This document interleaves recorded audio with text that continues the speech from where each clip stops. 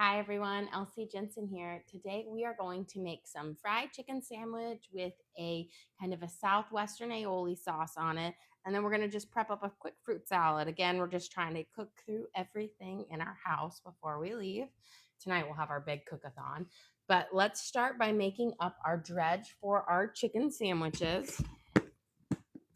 And I will say this is always one of my kids' favorite things. They love fried chicken tenders, sliders, anything that has to do with chicken being fried, they love. So I have 3 big chicken breasts here, which will make some good sandwiches. So we've got 1.5 cups of all-purpose flour. Now we are going to add in about, there's my top of my spices, about 2 tablespoons of onion powder. This is going to give a really great savory flavor to our chicken. Pop that back on there. The other time I took one of these off and then I shook it was my salt, and that it's not a good idea. We're going to add in about a tablespoon of paprika. This is going to give it a nice golden color to it. It gives you a nice golden brown versus a blonder fry. And then about a tablespoon of garlic salt. And then about a tablespoon of garlic salt. So we've got there. Good shake.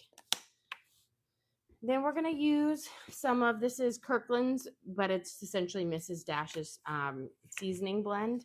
And we're going to add about 2 tablespoons of this because we want a nice, good flavor on our chicken. This is like an everything spice. It has everything in it, but no salt in it. And then, of course, we'll add a smidge of black pepper. So about a half teaspoon to a teaspoon. Not too much, but just enough to get a little bit of that nice peppery flavor. And then we're going to just mix it up with our fork. This is going to be our flavor dredge. We will add some seasoned panko breadcrumbs to it in a little bit, but we're going to start with this. There we go.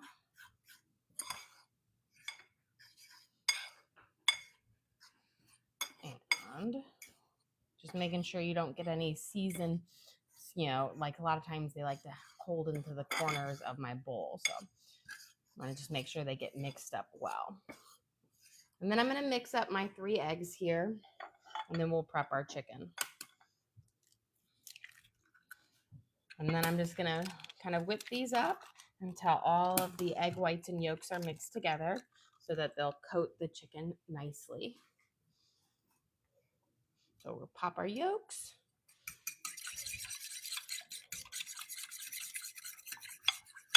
There we go.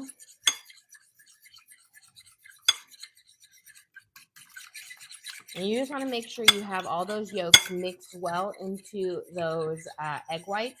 Otherwise, what will happen is when you dip your chicken, an egg white will get like stuck on it, and you'll have like this just big slimy blob of egg whites. So just make sure it gets mixed up well.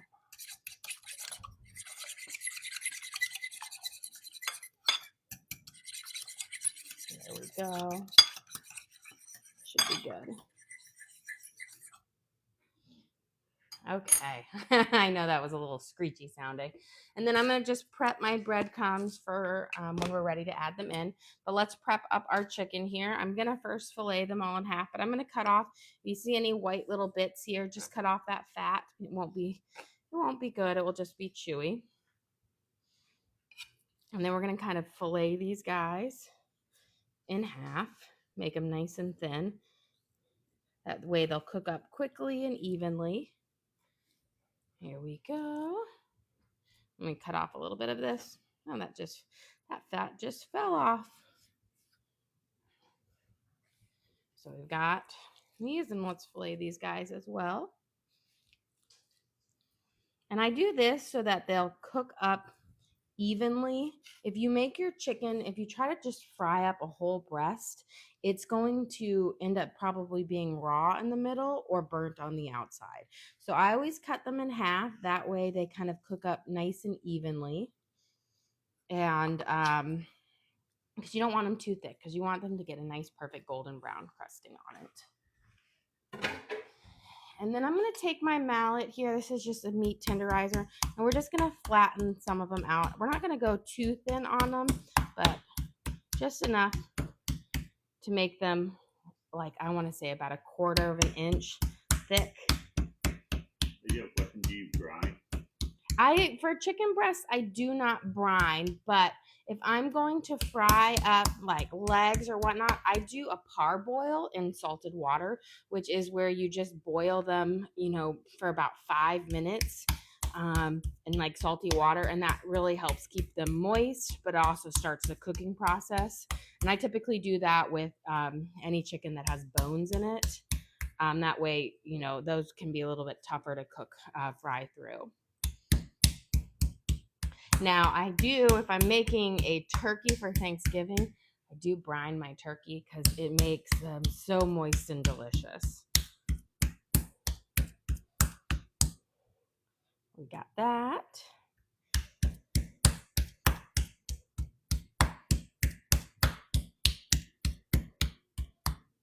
And these are going to be some big chicken tenders or chicken sandwiches.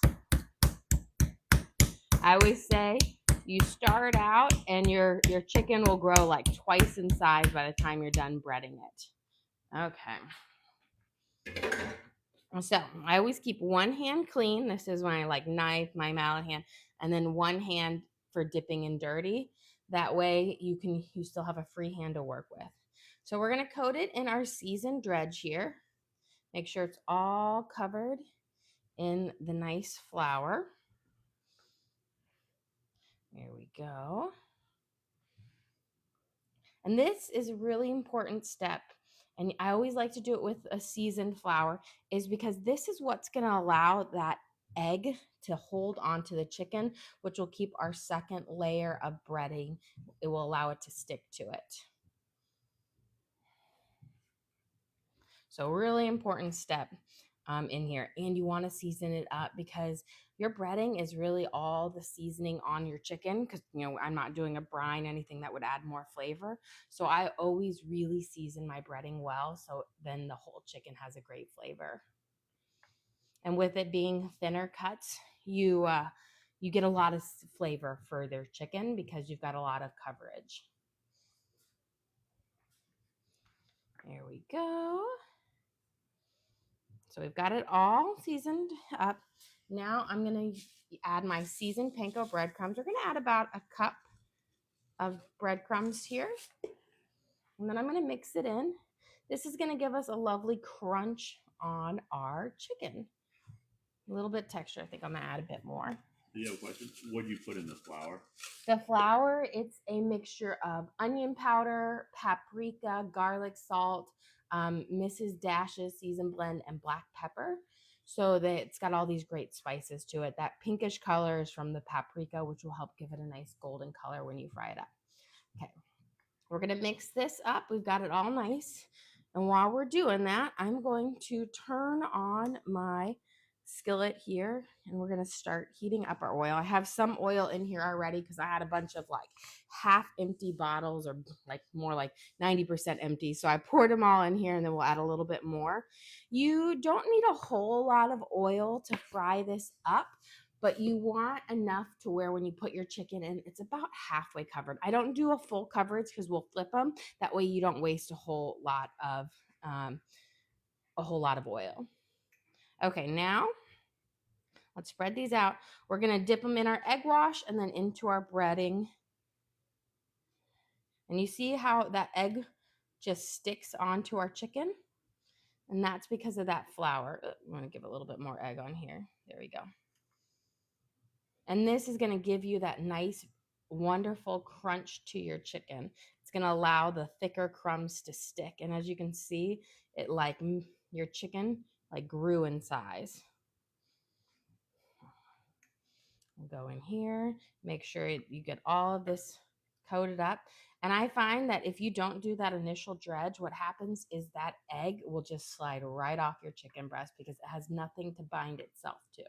So this is going to help get you that crust, that crispy, fried chicken crust that doesn't come off. Because nothing is worse when you spend all the hard work to fry up the food and then your breading falls off. It's just so sad. There we go. This is going to be the funky one. You got a comment that someone loved watching your Rice Krispies last night. Oh, good. They are delicious. So I hope you do try to make those recipes at home. They are everyone's favorite. I was wondering, I'm sitting here and I'm like, will these make it to our when we leave tomorrow around lunchtime? And I'm sitting here and I'm like 50-50 chance. I know not all of them will make it, but I don't even know if any will make it to it because my family, they absolutely love Rice Krispie treats, and everybody just constantly is taking a little piece here, a little piece there. Do you have a question? Can you do these in an air fryer? You can do these in an air fryer, definitely. What I would do is after you kind of crisp them up, if you give them a light spray with like an olive oil just on the outside, it will give you more of that crispy crust versus more of like a baked breading. But yes, you could definitely do them in an air fryer. You have a question? Do your parents have meal plans while you're away? So actually tonight I'm going to be cooking up a lot of food for them. We're going to have a little mini marathon tonight. So I'm going to make them lasagna, a big batch of chicken noodle soup because that's one of their favorite foods. And then galumpki, which is actually galbaki, which is a Polish thing for cabbage rolls. It's one of my stepdad's favorite meals. And so I'll have that. And then I'm going to make a mystery dish of every vegetable produce that I have left in my house that needs to get used up. So we'll see what that one turns out. But yes, I'm going to make them a bunch of meals. Now, it's not going to make them for the whole 2 weeks that we're gone, but my mom is joining us up at my sister's lake house next week. So my stepdad will just have to figure out what he's going to do, which I have a feeling is go to Publix and buy their fried chicken because that's what he loves. You have a question? You'll be live for that tonight? I will be live. So it will be a longer stream, but we will be making up 4 different meals for that, and I'll be packaging them up for them. Some of it will be packaged to go in the freezer so they can reheat the second week. There we go. So that'll be after dinner. Yes, it will be after dinner tonight because I'm going to make sure my little ones are asleep first before we do that. Okay, we've got our chicken all breaded up here. I'm going to give my hands a quick rinse. And then we're going to check our oil and see how hot it is. So I'm going to do my little drip test. I'm going to put a little bit of water in. And whoo, it is hot. I had a feeling it might be. I'm going to turn it down to, there we go. There was a lot of drips in that one, but perfect now. It's nice and hot. I'm going to turn it down to about a 4 or 5, so a medium to medium low, because you want your cooked chicken to cook in the hot oil, but you don't want it to burn. And I always like to do my thickest pieces of chicken first, because I can only do about 3 at a time. So where's my next thickie? Right here. But again, once you put them in your oil, turn your oil down so that it doesn't burn your chicken, because you ultimately want to cook your oil at about a 350, which is going to be over a medium heat. Once you've brought your oil up to its high temperature, that's why I always do my drop test where I drop in a little bit of water. Try only to drop 1 drop because, as you see, I had like 4 drops on my hand and it went woo. So let's prep this. Now, when my chicken is done frying, we'll flip it over. I put it out on paper towels so that they get nice and they soak up the extra grease and they stay crispy. Some people like to do it on like a cookie cooling rack. Paper towels, I feel like, work the best because that sucks the extra oil out. There we go. Just like with bacon. You have a question? Do you know what you're doing for your family's dinner tonight? I have yet to figure that one out too. I've got to go through and kind of calculate all the stuff and the food that we need to use up, and that's what's going to dictate my meals. So it's always, because we're going to be gone for 2 weeks. So you want to make sure you leave absolutely nothing in your fridge that can go bad, because that's just will be gross. Okay, we're going to cut up. We're going to do kind of a simple fruit, nectarines and strawberries for kind of a mild fruit salad here. Give these a quick rinse.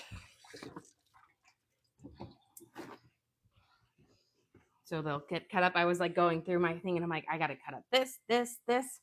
We'll have watermelon tonight. Can tell you that for certain. We will have watermelon with dinner tonight. Okay, let's get our strawberries. I'm going to cut up my strawberries first because these aren't I'm going to toss them with a teensy bit of sugar because, as you can see, some of them are bright, but some of them have that white middle, which means they were not fully ripe when they were picked. So they're not going to be as sweet.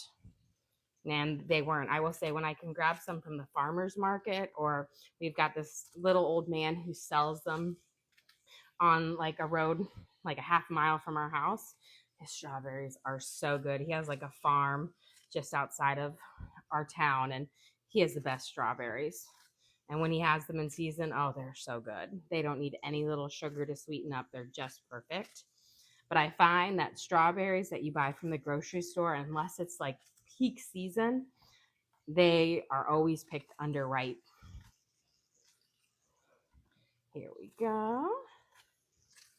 And then we're going to check on our chicken, see if it's ready for a turn. And we're going to sprinkle these with a smidge of sugar, like not even a teaspoon. But that little itty bitty bit gives you that nice little extra sweetness. Here we go. This is that one needs a little bit longer, but our crispy fried chicken. This is going to be for our sandwiches. There we go. Look at this nice kind of golden brown crust on it. I'm going to rotate it and turn it up a smidge to about a 4.5. We're going to put these on our brioche buns because I have a pack of brioche buns that I need to use up. And then I'm going to make a little Southwest Chipotle sauce to kind of go with it. Let's add a smidge of sugar to this. And when I say a smidge, it really isn't a lot, but that sugar helps the strawberries sweat, and that brings out their natural flavors. So we're going to use just about this much, so not even a teaspoon, but it will start the strawberries sweating, which brings out their natural juices, which brings out more of their flavor. So it's kind of like a little hack that just gives you a much better tasting strawberry, but it's not like you're drenching them in a sugar. Here we go. Just want to make sure they all get kind of coated and they can start to sweat. And then I'm going to scoop them to one side. We'll put our nectarines on the other side because I am not a big fan of peaches because I cannot stand that fuzziness. So nectarines are also great because you don't have to peel them. My kids love nectarines too. I will say my son Torn, he loves peaches and nectarines. And the only problem is whenever we get peaches, he's like, Mom, will you peel all the fuzz off for me? And I'm like, ugh. So it makes it awful. It's like kiwis. Some people can eat kiwis straight up with that really fuzzy. And I'm just like, I don't know how you do it.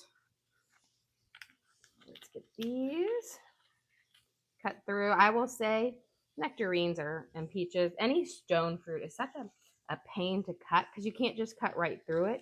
You got to cut around that pit, that stone in the middle. So they're technically much better eaten like right from there. But we can get it off there. And I was like, ooh, I was thinking about making muffins with these because I made some nectarine muffins a couple weeks ago. But I said, oh, we won't get them eaten before we leave. You have a question. What type of pans are you using? I'm using a HexClad 12-inch frying pan. I absolutely love HexClad. I've actually added them to my Amazon storefront because they are awesome. I've used a lot of different like nonstick frying pans in the past. And the biggest problem is with nonstick, you always have to like be really careful what utensils you use with them because they scratch easily. And then if they get scratched, they're essentially ruined. I've had these for 2 years and I have 4 of them. I've got like the 3-pan set plus the griddle, and I have yet to scratch them. And I will tell you, I am not a delicate person when it comes to cooking. I can be pretty heavy handed. And same with like scrubbing them. I'm like the you will be clean person.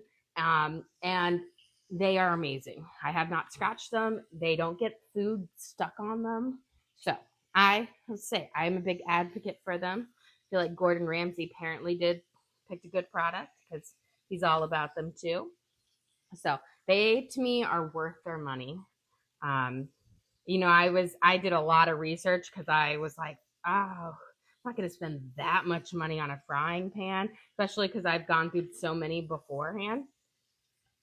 I think if these ever get ruined or lost, I will definitely buy them again.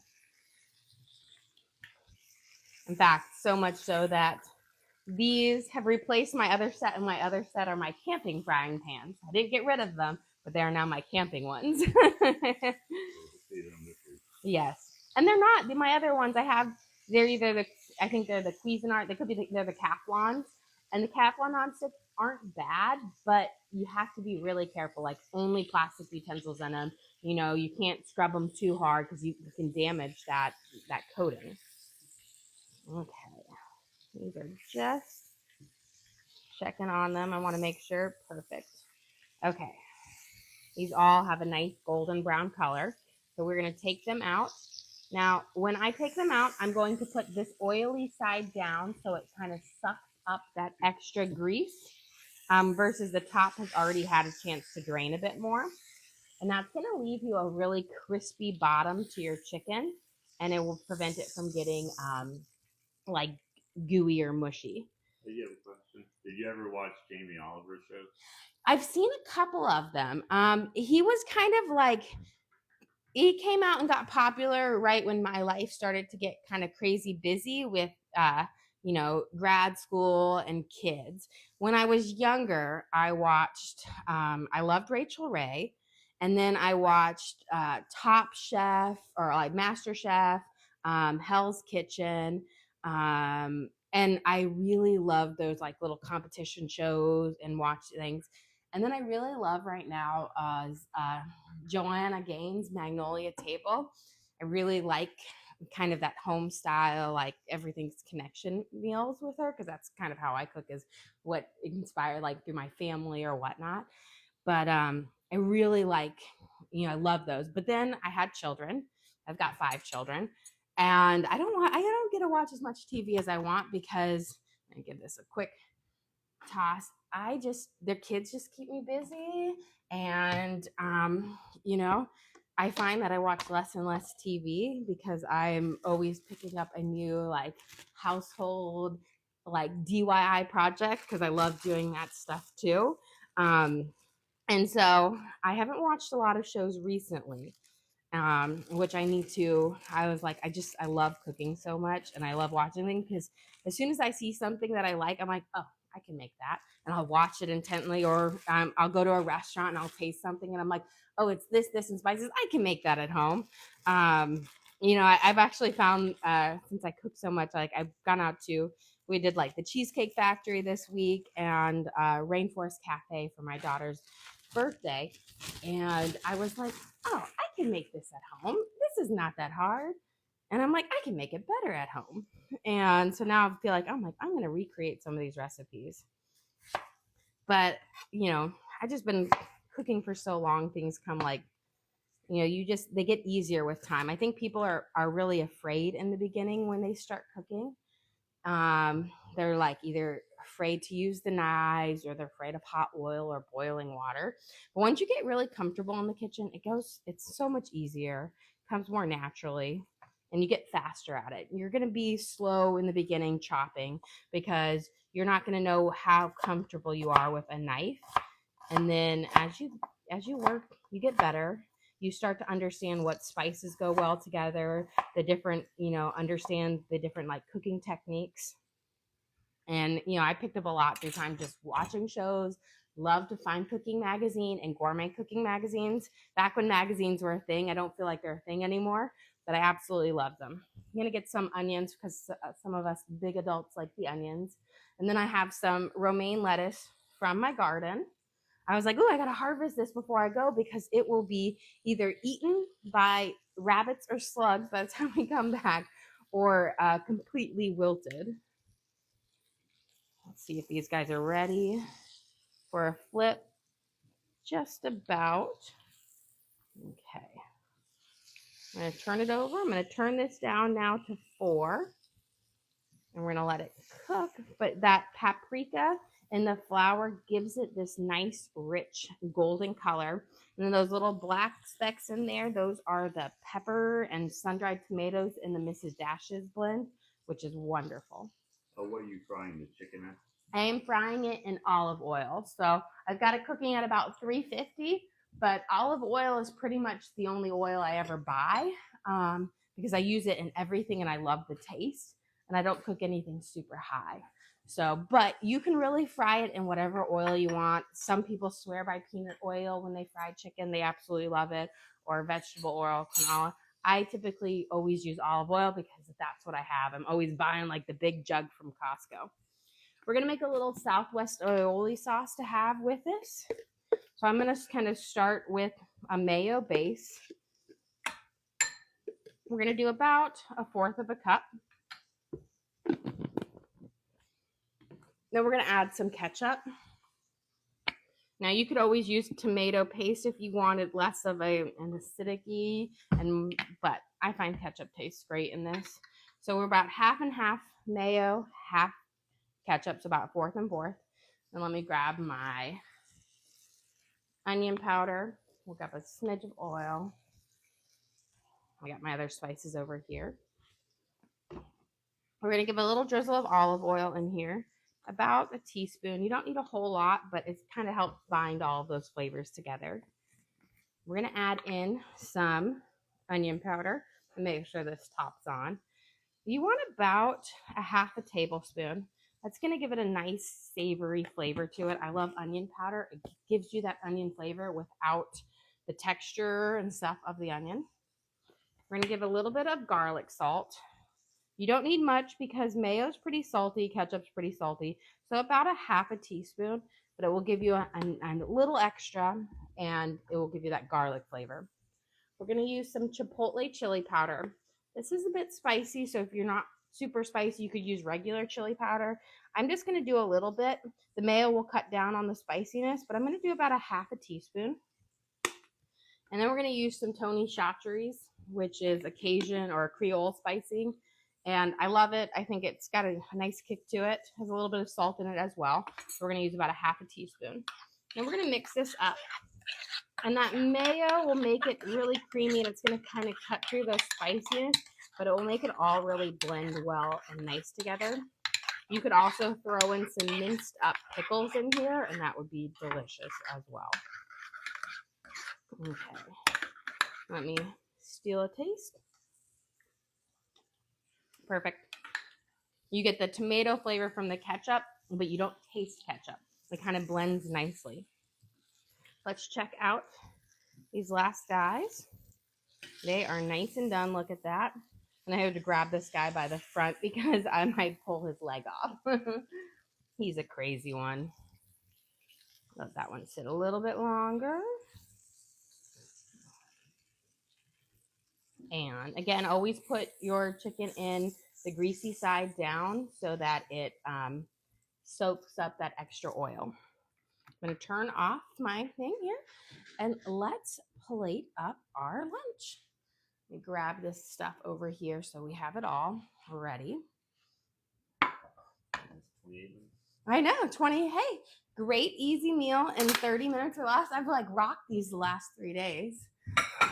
Sometimes my meals are more involved when I'm making big things, but sometimes I always try to nice quick ones out, especially when we have a busy day.